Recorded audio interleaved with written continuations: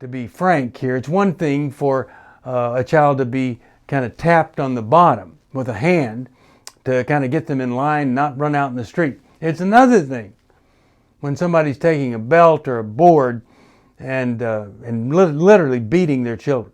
And many things that happened in my childhood that were common would be absolutely identified as child abuse today. From New Life Ministries, this is Going Deeper with Stephen Arterburn. I'm Stephen Arterburn. And Going Deeper is all about taking the tough issues, the hard issues of life, looking a little bit deeper inside so that we can gain some insight into our lives. Hi, Steve Arterburn here, and thanks for joining me for Going Deeper.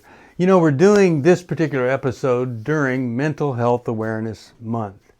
And I think one of the saddest things that takes place in the church sometimes is you'll maybe present a problem to someone, or you'll just hear this from a sermon. Does no good to look back, might be said by somebody.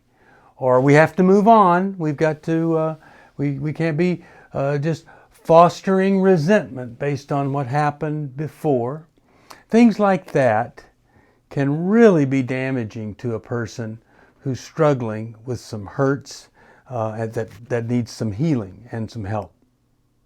Now, in the mental health world, there is a thing called an ACE score.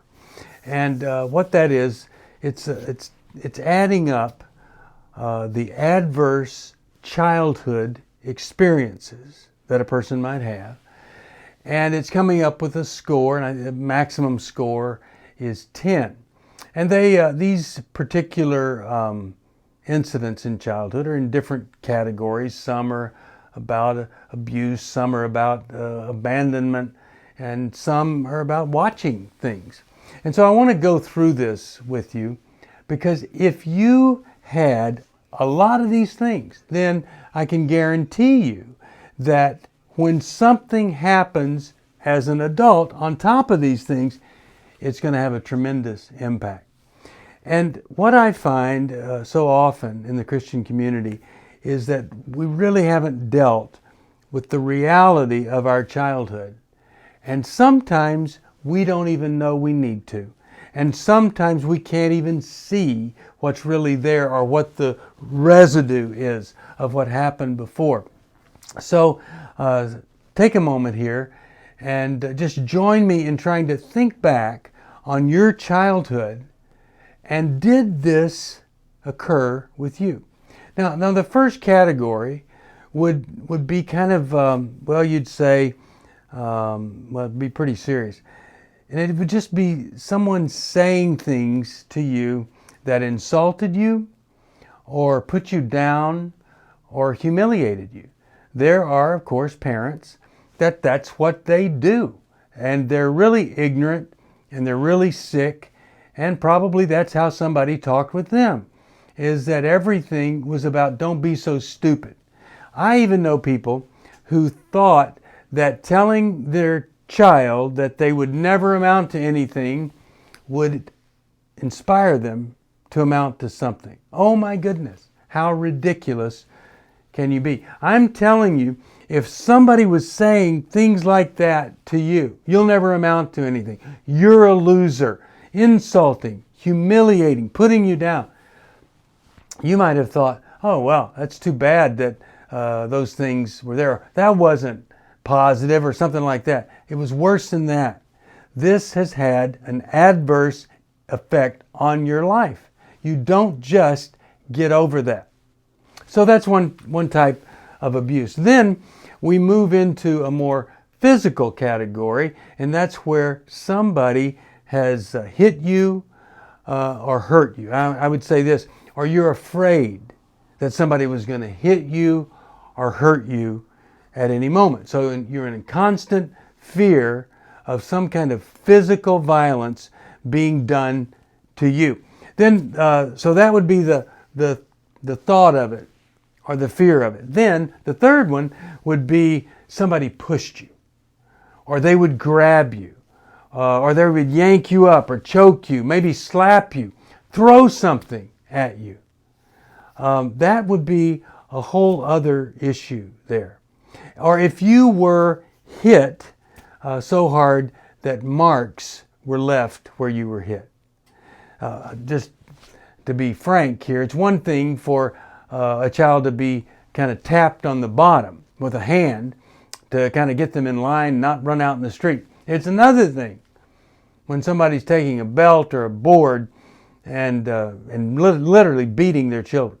And many things that happened in my childhood that were common would be absolutely identified as child abuse today. So, what about sexual conduct? Maybe someone was sexual with you. They had some kind of contact with you.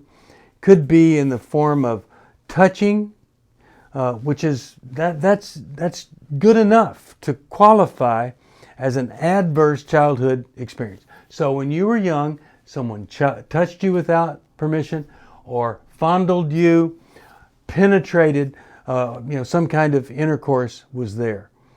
Boy, those are things, it's such an invasion of the person that you are. Those are things that you don't just decide to have a good attitude about and get over. They have an impact on you that needs to be dealt with. And then to be ignored or unloved.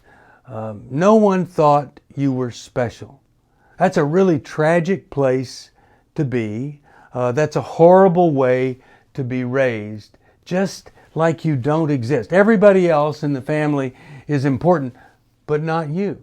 And you just didn't feel like there was any of this good, natural love coming your way. How can you love other people if you felt so unloved yourself? How can you treat other people as if they are special if no one treated you as special?